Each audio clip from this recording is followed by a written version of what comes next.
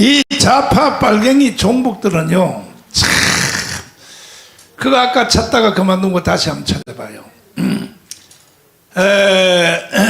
연평도 그 천안함이 이게 폭격됐을 때 세상에 북한이 했다는 증거가 뭐냐면 북한의 의뢰 1번이라고 딱 써있어요. 이거 보세요. 이거 보세요. 요게 북한제 의뢰거든. 남바도 여기 1번이라고 쓰여 있잖아요. 1번 쓰여 있잖아요.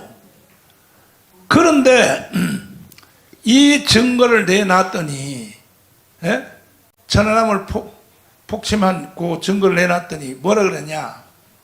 좌파 빨갱이들이 뭐라고 대답했냐? 이거는 동해 북한에 잠수함에서 꺼낸 것을 저 인천 앞바다에 갔다가 가라앉혀 놓고 그래서 다시 건졌다. 이야, 참 기가 막힌 거예요. 기가 막힌 거예요. 그러니까 이 빨갱이들하고는요 대화 자체를 하면 안 된다니까. 무조건 빨갱이들은 쓸어버려야 돼. 쓸어버려야 돼.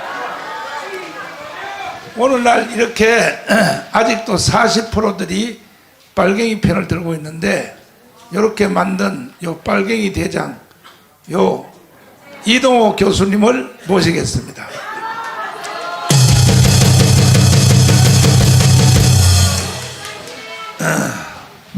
너놈이 만들었으니 너놈이 책임지고 빨갱이 싹 쓸어버리고 이재명까지 싹 쓸어버려야 돼. 아멘. 네? 알았죠? 네. 예. 존경하는 춘천 시민 여러분, 지금 상황에 대해서 우리는 좀 정확하게 알아야 됩니다.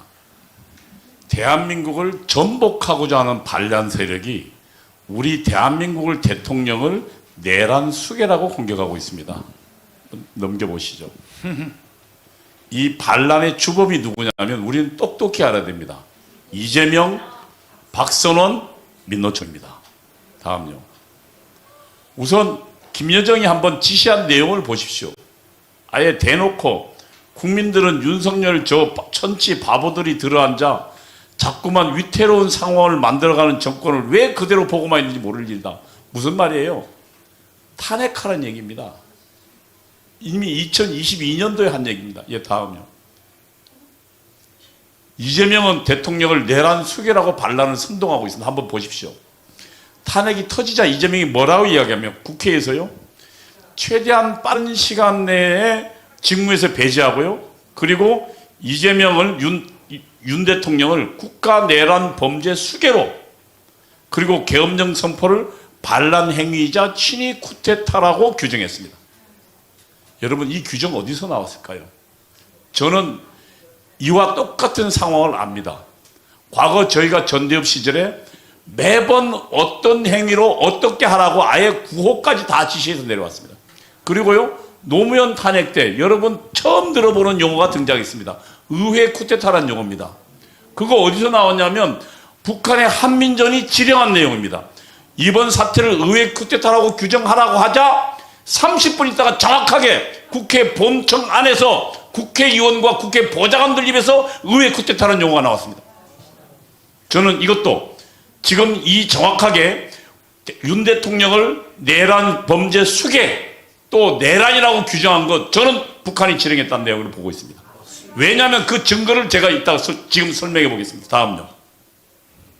이석기는 경기 남부연합, 이석기 뒤에 경기 남부연합, 그러니까 민족민주혁명당 간첩 사건의 책임자인 이석기가 배후에 있습니다. 왜 그러냐고요? 뒤에 한번 보십시오. 네. 이게 지금 2010년도에입니다. 2010년도에 시민이 행복한 성남이라고, 이게 뭐냐면 성남시장이 당선되고 이석기가 김미희라고, 그러니까 이재명이 김미희라는 이석기 부하를 지금 인수위원장으로 임명한 사진입니다. 그리고 이때 이 성남시에 가장 설립한 지 3개월도 안 되는 회사, 나눔환경이라는 회사에, 여기가 한용지라는 친구인데, 한용지는 이석기 직계 후배입니다. 후배가 만든 회사에 뭘 줬냐면 청소 용역 전체를 다 줘버렸습니다. 성남시에요. 엄청난 이권을 줬습니다. 그리고 그 이후에 이 얘들이 그 뒤에 한번 그 다음 들어보십시오. 성남시에 위원장 김미희 경기동부연합, 윤원석 경기동부연합, 이용대, 조양원, 한용진 다 성남시를 장악했습니다. 그리고 모든 이권 사업을 손에 넣었고, 그리고 뿐만 아니라 성남 산하의 여러 시 기관들이 있습니다. 성남시가 설립한 기관들. 여기에 전부 경기동부연합이 들어갔습니다. 그래서 걔들이 우리 국민들의 세금으로 걔들 월급 주고 이권 잡고 성남시를 아예 경기동부연합 이석기의 시로 만들어버렸어요. 여러분, 왜 그랬을까요? 성남시장 선거에서 김미희가 양보했어요, 후보를. 그래서 이재명이 국회의원에 성남시장이 된 겁니다. 그러자 이재명은 아예 성남시를 경기동부연합으로 다 줘버렸어요, 이석기한테. 변호사 되자마자 이재명은 이석기하고 연합해서 활동했습니다. 여러분, 대장동 사건이 터졌습니다. 거기에 수익이 1조 원입니다. 어마어마한 돈입니다. 그 돈 지금 어디로 갔는지 아무도 모릅니다. 저는 그 돈의 최소한 절반 이상, 5천억 이상이 이석기를 통해서 북한으로 갔다고 생각하는데 여러분 어떻게 생각하십니까? 대장동 뿌리겠습니까? 백현동, 온갖 비리들이 있습니다. 그 후에 이재명은 어디로 갔습니까? 저기로 갔습니다. 경기도로요. 그래서 경기도지사가 됐습니다. 그러면 경기도 전체가 누구의 활동무대가 됐을까요? 이석기 경기동부연합의 활동무대가 됐습니다. 그 돈으로 조직을 꾸려서 경기동부연합 이석기는 자기 수하를 민주노총에 들여보냈습니다. 지금 현재 양경수 위원장이 이석기의 대학교 용인 외국어대학교 직계 후배입니다. 그리고 주사파 출신입니다. 그 다음요. 이게 신동아가 한 내용입니다. 성남시장 이재명과 경기동부 이석기를 말하죠. 그 다음에 한총련. 한총련은 제가 있던 전대협 그 후의 세대입니다. 한총련은요, 우리는 그래도 국민들 눈치라도 봤는데, 한총련은요, 수령이, 다시 말하면 김일성, 김정일, 그리고 김정은이 지시하면 우리는 총폭탄이 돼서 죽겠다는 아주 꼴통 주사파들, 꼴통 중에 꼴통입니다. 매일 수령이 된 충성문을 맹세하고요. 이들이 이재명 뒤에 있습니다. 그러면 이재명이 결국 경기도지사도 되고 그 후에 뭐가 됐습니까? 대통령 후보가 되고 지금 성남시장이 됐습니다. 그 후에 한번 보십시오. 충북 동지의 간첩단 사건입니다. 얘들 한 10년인가 받았어요. 이들이 지금 현재 4명인데 그 이들이 북한에 보낸 통신문이 있습니다. 다음요. 여기에 보면 이렇게 되어 있습니다. 2021년도 7월이니까요. 대통령 선거 전입니다. 후보가 되기 전입니다. 북한에게 보낸 통신문입니다. 뭐라고 되어 있으면 이 지사가, 다시 말하면 이재명이 민주진보 개혁 세력, 민주진보 개혁 세력이 뭡니까?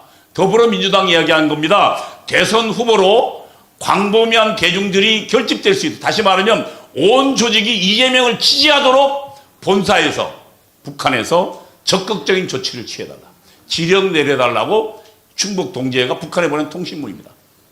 그래서 이재명 주변에 그러면 누가 있습니까? 우선 경기동부연합 주사파 있죠. 간첩 있죠. 그 다음에 또 누가 있습니까? 한총련 있죠. 그 다음에 온갖 주사파 세력들 싹 다 붙어서 결국 대통령 후보가 됐습니다. 이재명이. 그래서 저는 이재명 뒤에 이석기, 민족민주혁명당 간첩 이석기, 그 다음에 또 한총련이 있고, 그 다음에 주사파들이 있다고 보는 겁니다. 그런데 그 이재명이 이번 사건 터지자마자 뭘 했습니까? 우리 대통령을 내란 수계라고 이야기했습니다. 아까 우리 그 김학성 교수님이 정확하게 이야기했습니다. 대통령의 계엄행위는 정당했고 국가 위기 상태에서 대통령이 의로운 결단이었습니다. 그런데 그것을 바로 내란이라고 해요. 여러분, 내란이란 말 들으면 어떻습니까? 느낌이 섬뜩하죠. 그리고 대통령이 내란 수계로 몰리는데 대통령을 누가 옹호하겠습니까? 아까 그 김학성 교수님이 설명이 잘했지만 부하 뭐라고요? 부하 수행자? 그 가담하는 사람들 전부 다 집어넣는다는데, 이게 뭐냐면 언어를 가지고 우리 국민들을 압박해서 아예 저항하지 못하도록 만드는, 이게 그래서 전체주의 수법입니다. 그래서 이 말에 누가 들어갔습니까? 언론, 그 다음에 학자들 다 입담으로 씁니다. 우리 김학성 교수만 처음으로 이건 내란행위 아니다라고 이야기했죠. 그러자 우리의 의론 투쟁에, 정광 목사님이 의론 투쟁에 어떻게 됐습니까? 이제 조금씩 학자들이 입을 열기 시작했습니다. 그런데 결국 이 내란 수기라는 용어 어디서 나왔을까? 저는 북한이 진행한 것으로 봅니다. 그 다음 다음 넘겨보시죠. 다음, 이 주범이 박선호입니다. 이 1심의 간접단 사건이 연루된 자입니다. 넘겨보십시오. 이 박선호가 뭐라고 얘기했는지 한번 보십시오. 12월, 그러니까 지났죠. 12일 오후부터 13일 오전까지가 고비다. 이들이, 다시 말하면 보수 세력이 새 규합에 나서지 않도록 하는, 다시 말하면 겁을 줘서 이들 주변에 국민들이 모이지 못하도록 해라. 그리고 뭐라고 했냐면, 법원, 검찰 눈치 보지 마라. 누구한테 지시했냐면 국가수사부, 경찰이 지시하고요. 그 다음에 국방부 안에 있는 국방부 조사본부, 그 다음에 이번에 지금 방방 뛰고 있는 고위공직자 공수처, 여기에 지시했어요. 간첩 혐의자가요. 분기탱천에서 이들을 긴급 체포해야 된다고 아예 내란으로 대통령과 그 주변을 체포하라고 지시해서 지금 그대로 가고 있어요. 다음요. 이 친구는요, 2006년 10월 달에 통합진보당 내에 간첩단 사건을 수사하게 됐습니다. 그게 북한의 지령을 받고 통합진보당, 통진당 결국 해산됐죠. 통진당 안에 간첩단 사건이 있었어요.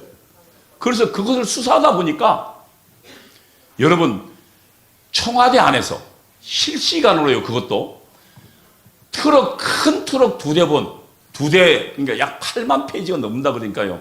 제가 보면 그 트럭으로 두 대를 가득 실을 정도의 청와대의 가장 중요한 국가안보 기밀이 실시간으로 북한으로 넘어간다는 사실을 국정원이 포착했습니다. 당시 국정원장이 김승규 국정원장입니다. 김승규 국정원장이 노무현한테 갔습니다. 지금 현재 이 청와대 안에서 매우 중요한 정부가 새나가고 있는 그 세상이 누구냐? 대통령실의 청와대 안보 전략 비서관이다. 박선호이다. 라고 증거를 가지고 들이댔어요.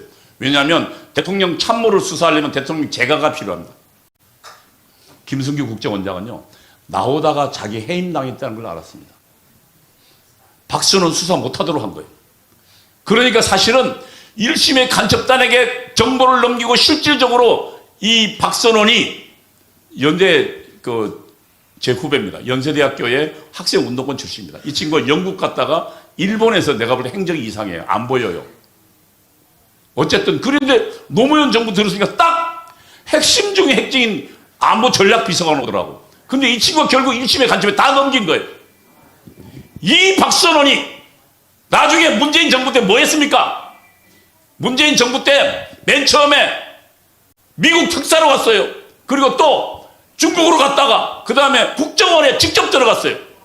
그래서 국정원장의 기조실장이 있어요. 기조실장 국정원들 정보기관은 양쪽에 다 차단시킵니다. 언제 무슨 일을 하는지 모르게 서로. 그런데요, 유일하게 이걸 다 알 수 있는 사람이 딱 2명 있습니다. 국정원장하고 기조실장입니다.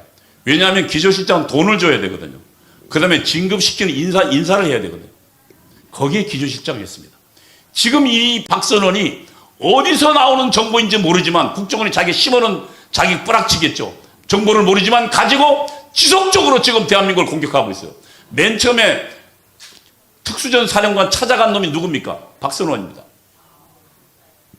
이들이 지금 박선원이는 그리고 구체적으로 공수처도로 그 다음에 정찰도로 긴급 체포 수사하라고 지시하고 있습니다.